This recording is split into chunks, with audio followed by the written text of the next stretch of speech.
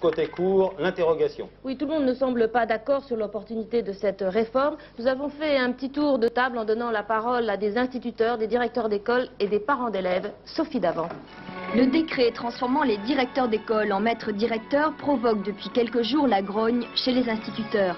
Principale crainte, un abus de pouvoir des nouveaux maîtres directeurs. Nous luttons contre ce que contient le projet Monory, c'est-à-dire une caporalisation de l'école. La critique du statut des nouveaux maîtres directeurs, la première d'une longue liste de revendications. Le problème du maître directeur est un problème réel, mais je crois que c'est aussi la goutte d'eau qui fait déborder le vase. Je crois que jamais dans l'enseignement actuellement, on aura été capable d'aligner un nombre aussi grand de revendications.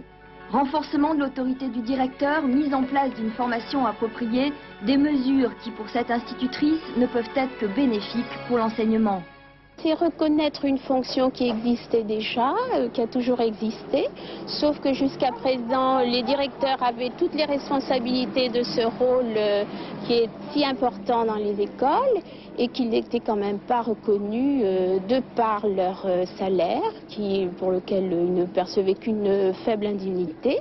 Et ensuite, ils n'avaient pas de formation. Je pense que dans ce nouveau projet, ils auront une formation et quand même que pécuniairement, ce qui n'est pas négligeable, le surplus de travail qu'ils fournissent sera reconnu.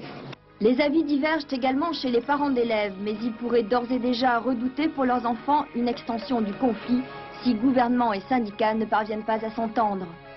Et les syndicats ne désarment pas, apparemment. Oui, ce soir, Jean-Claude Barbarin